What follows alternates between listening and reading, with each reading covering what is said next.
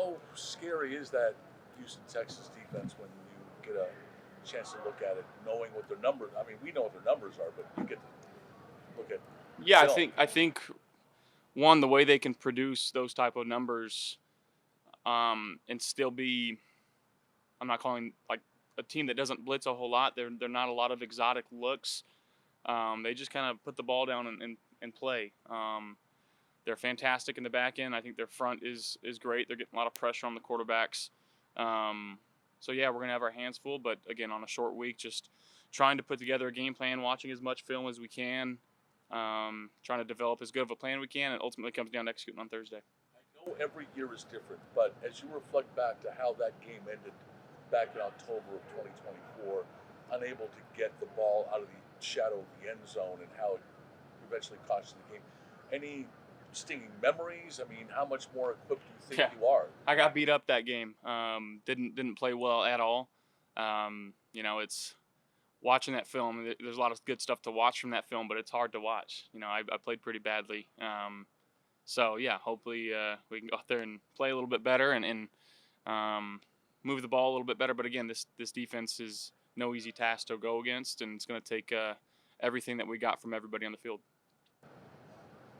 You talked about Shavers after the game, and Joe and Sean have both kind of talked about him making the most of that opportunity, and it seems like the trust factor for you with him is quite high.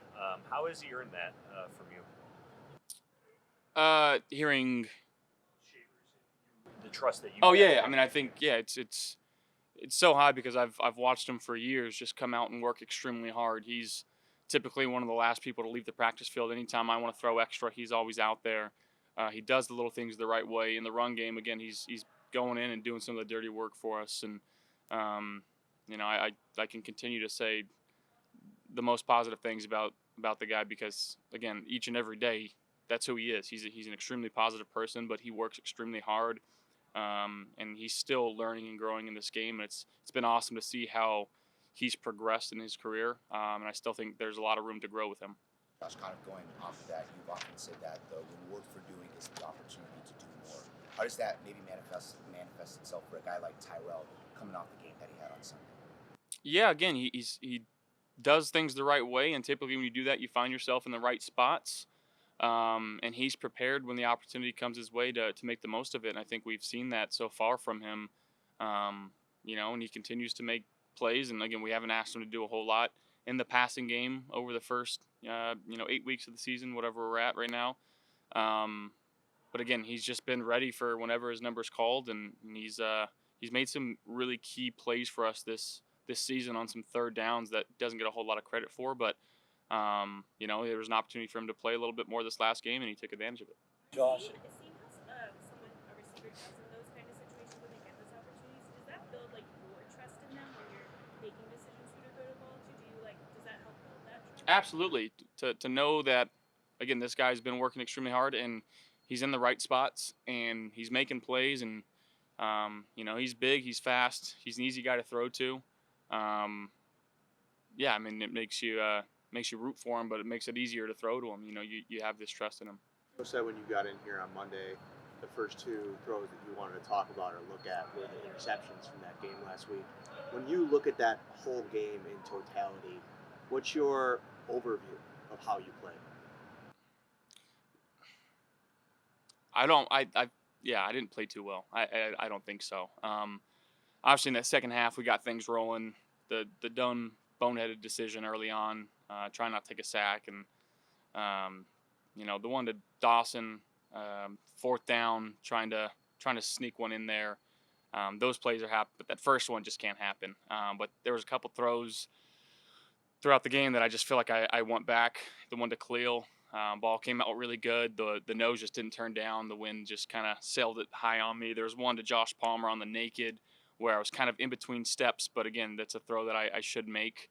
The one to Reggie in the end zone, the 2-point conversion, the ball on the way up hit my thigh pad and was coming out of my hand, so it was wobbling a little bit, but again, just better mechanics put me in a better spot to throw that ball there. But I can go down the list. There was just too many throws that I feel like I don't miss.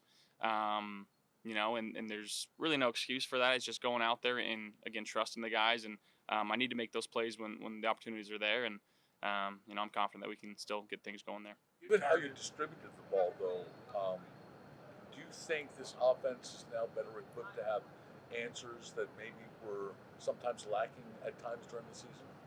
I mean, I think we've always had, the wherewithal and the opportunities to do that. Now going out there and executing is a different story, and I think that again, this last week we executed at a high level for the most part. But again, still a lot of room to grow, still learning. And ultimately, our main goal, no matter what it takes, is just to find a way to win the football game, and that's what this team's trying to find ways to do right now. And I think we're in a good spot, not a great spot, and we got to continue to keep coming together as a team. You've targeted your running backs more the last 2 weeks. I know some of that's opponent specific, but is that an area that you feel like you guys as an offense can maybe take advantage of more just moving forward?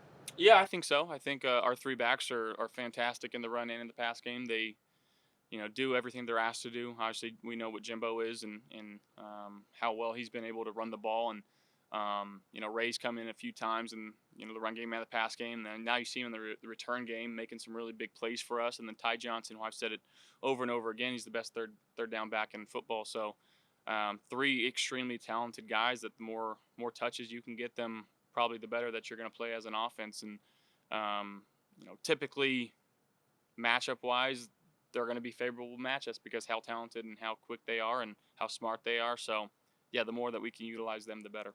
Early in the game, you ripped one down the field to McCole Hartman. It was incomplete, so on the surface, it doesn't look like much of a play. But when you dig a little deeper into it, is there something that can be kind of an advantage on a play like that, knowing that you're trying to stretch it a little bit? Yeah, I mean, just the opportunity to throw one down there and make teams think that maybe we have the opportunity to do that. Now, obviously, we want to complete those, and if we have chances, we gotta take advantage of them. And that one's a close play; it's a tough play, but I still think I take that throw 10 times out of 10. Bernard grew up just outside of Houston, so it'd be a special game for him, a homecoming. I know you guys obviously different sides of the ball, but as the only two team captains, what's your relationship with him like, and how do you see him approach that role of captain with this team along with you? Yeah, he's unbelievable. I think he's still pretty young in this game, and to have the grasp of what being a professional football player is and what it looks like. He leads by example. He's battled through a lot, and more than I think anybody would ever know. But that's just the type of guy he is, the type of player he is. He doesn't want to let his teammates down. He works extremely hard. He's one of the first one in, one of the last ones out. And again, he just goes out there and he balls, and he puts his body on the line, and he does it for his teammates. So I love that guy. How did the Eurostep celebration come about? I lost to Fat Perez on a one-hole match last year, and it's been a year and a half in the making. Obviously trying to find the right time to do it, and sometimes you black out when you score, and finally had a clear sense of thought where I can get it over with and clear my debt. I'm sorry, you lost a what? A bet, a golf bet. match. Oh, okay. Yeah. Okay. Yeah. No, I didn't know what you said. One hole match. Yeah, it was one hole. Yeah, he beat me. He's a pretty good golfer. Who did? His name is Fat Perez. Perez. Yes. Okay. Fantastic. Bob does sports and the whole gang. They're awesome. Do you usually black out when you score? Is that like? Yeah, normally. Yeah, I've said this over and over again to anybody that's ever asked how does it feel to score a touchdown in the NFL. It never changes from Pop Warner to high school to college. The same feeling. It's the best feeling in the world. And sometimes you don't know what to do. How you would describe it as you're laughing in the end zone. I think it's Spencer Brown is hearing you. He was mic'd up and cameras caught you laughing as you were going into the end zone. Yeah. What was the question? Do you often laugh as you're being dragged into the end zone like that? Sometimes, the good ones. Yeah. 90 touchdowns, they don't get old. Never get old.